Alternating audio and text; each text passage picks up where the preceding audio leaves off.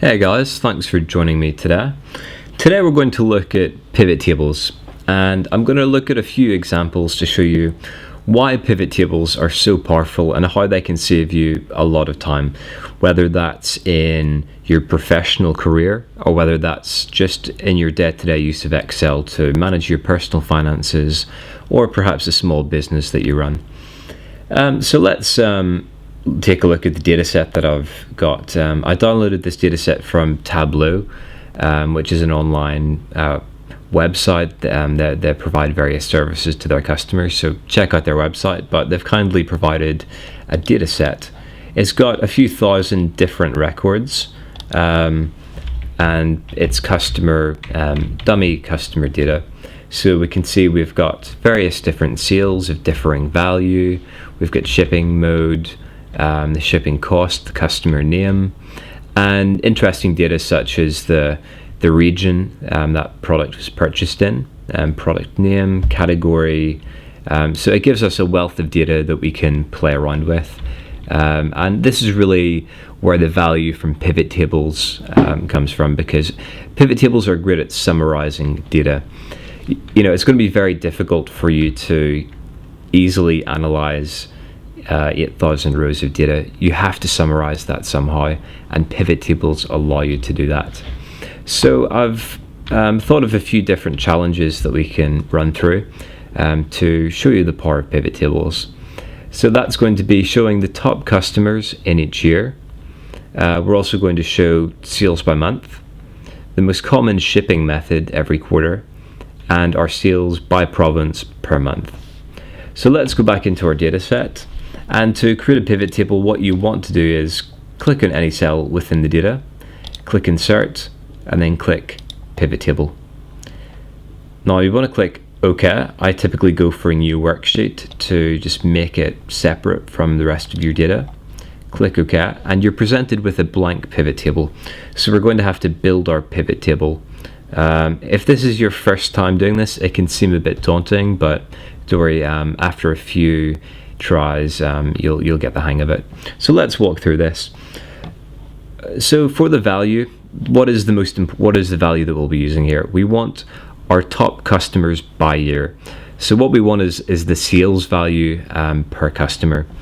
So that is quite a simple one. We want to drag in our sales into the value, and immediately what you can see is this number. Let's format it so it's a little bit easier to read.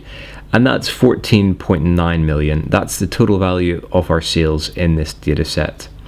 But that's not really good enough, because we probably already know the total value of our sales. The point of analyzing it is that we want that further breakdown of data. So let's bring in our customers. We want to bring in our customer name to the row, and that's going to give us the sales value by customer. Now that's going to be throughout the entire history of the data set.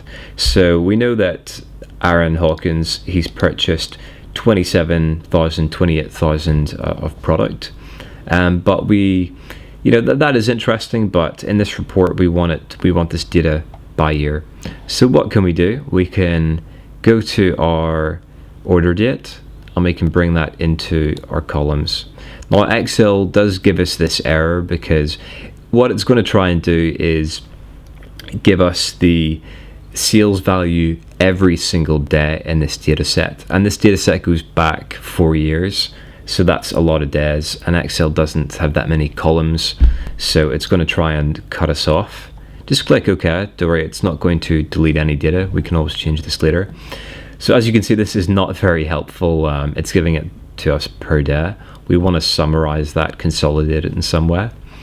So what you can do is, if you right click on the column and click group, and it's going to help us group up these dates by different periods of time.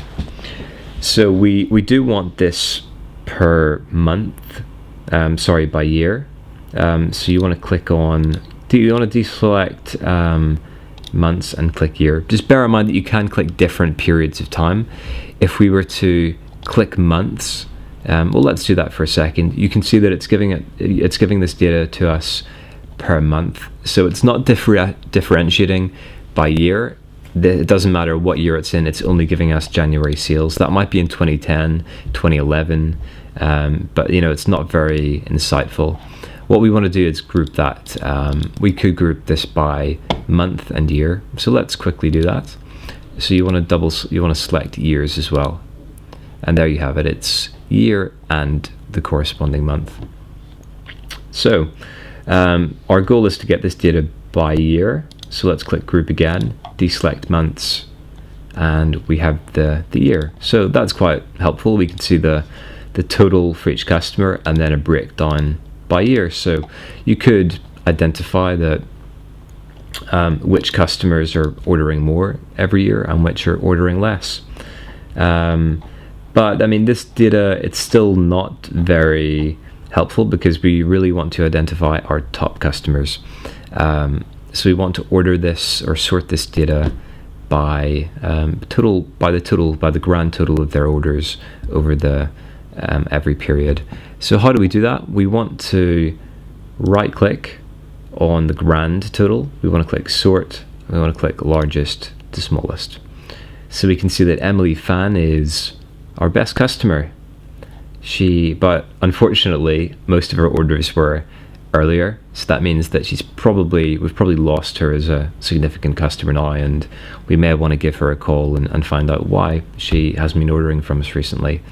So this data can give us some great insights, and that's why pivot tables are so powerful. So I think we've completed our first challenge. We've got our top customers by year. So let's move on to the next one. We want to find out what the value of our sales are by month. So if you go back into orders, let's go back to the first cell. You can get back to the start of this data set by holding the control key and pressing up, and then just down to go down one row, and that takes us to row 2. So let's create another pivot table for our next challenge. Click insert again, pivot table, put it in a new worksheet, and it's a blank pivot table again. So again, we want to take our sales and put it into the values. It's giving us the total value of our sales again, but we want the value of these sales by month. So you can also put the data in your rows column. There's no reason why you can't do that. So let's do that. Go to order date, drag it into the rows, and it's giving it to us by year, but we want this data by month. I want it by month and year. So let's click group, and as we've seen before, we can click 2 periods of time. We want to click OK, and that's giving us the sales per month. But let's format this a little better. You can format the values by going to the value field settings by clicking your field list over here, and then we want to click number format.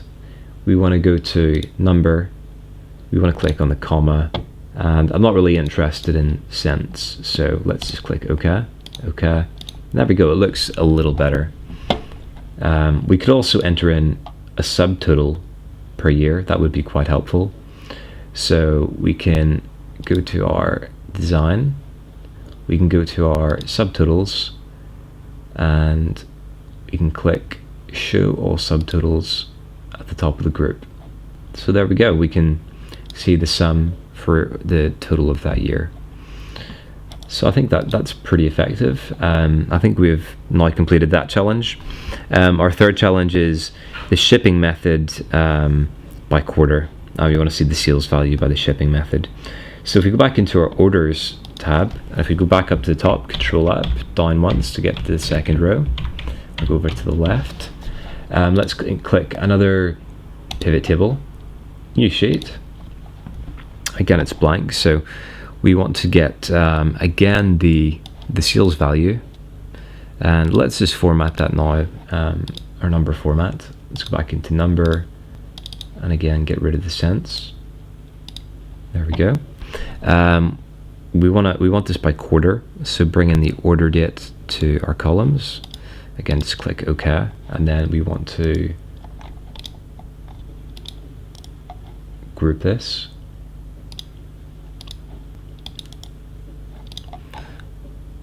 Oh, I've clicked order ID, which is wrong. We want the order date. So we want to group this months, years. There we go. And what we want is the shipping method.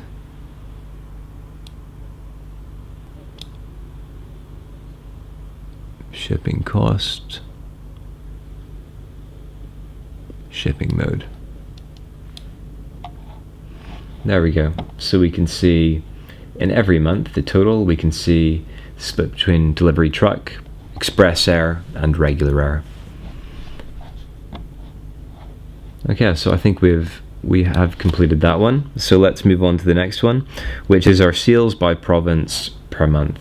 Let's go back into our data set. We'll create a new pivot table. We'll bring in our sales again. We'll format that.